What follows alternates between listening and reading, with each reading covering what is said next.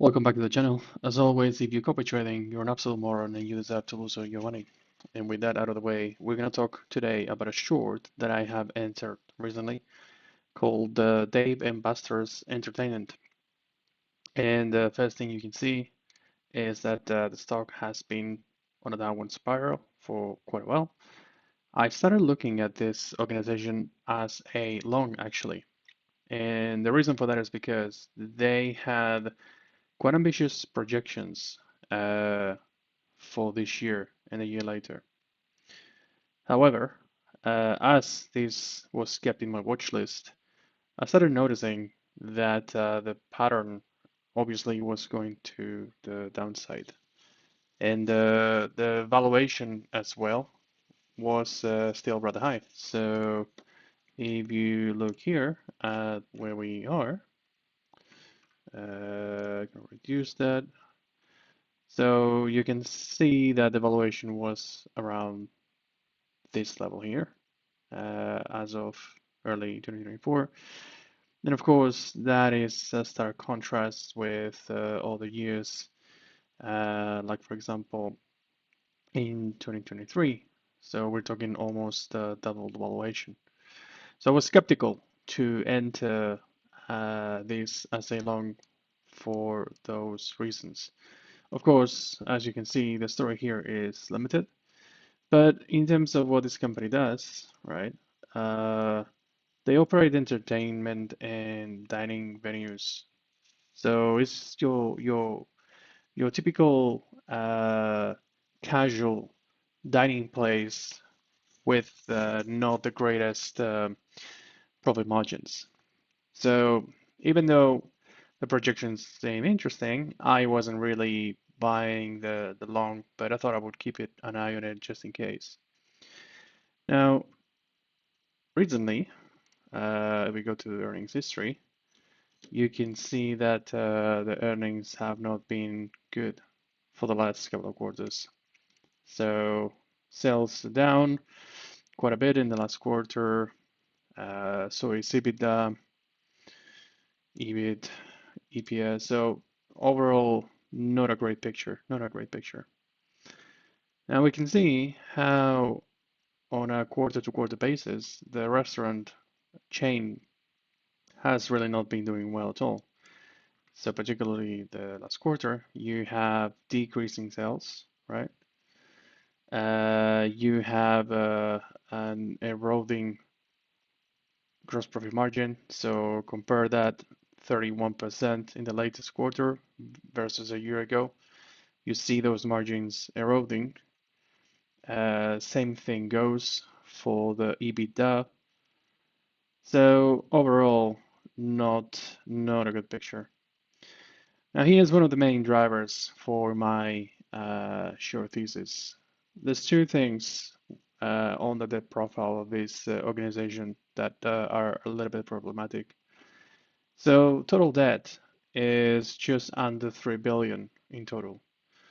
But at the moment, the market cap is 1.73. So they have almost twice as much debt as the market cap of the company. And I do think that things can uh, start getting off the rails quite quickly for these guys because um, they they are exposed to at the moment a negative sentiment, I believe, in the market, which is following the comments from the Fed that the the interest rate cuts are not coming anytime soon. I do feel that organizations with high levels of debt are gonna be punished. So that is definitely one of the main drivers for my thesis. Now we go to the news.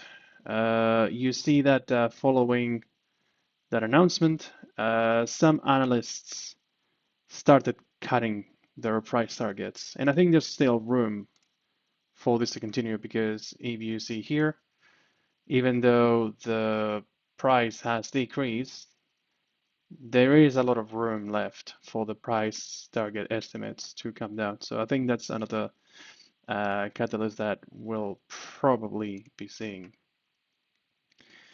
And in terms of the stock to sales and EBITDA, EPS, you see how all those estimates have been cut.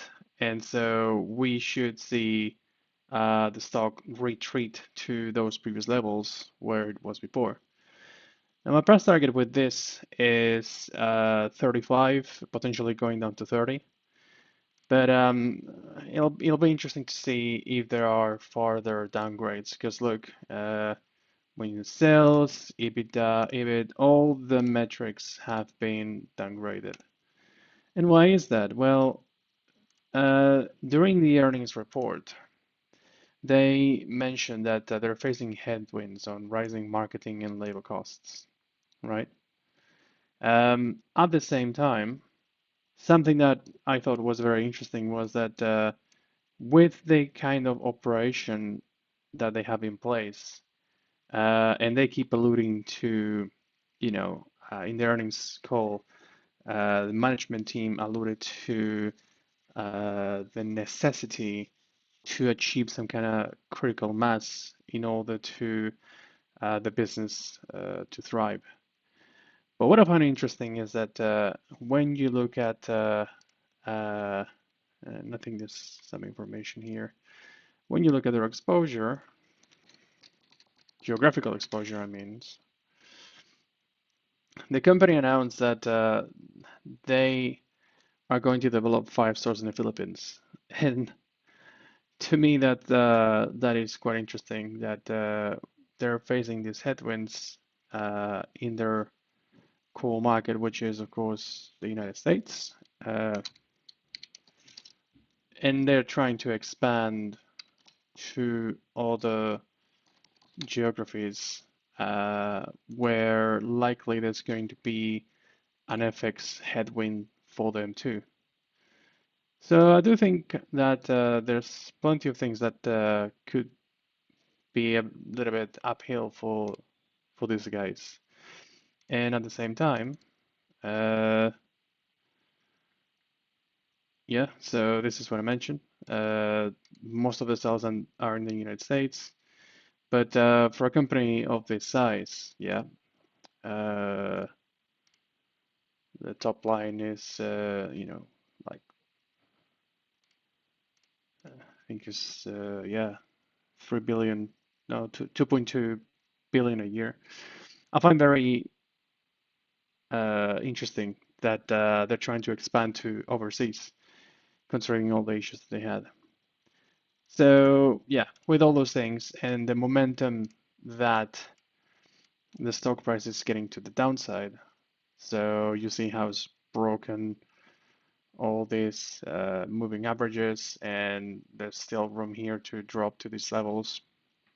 I decided to short it. Hope you enjoyed the video and see you soon.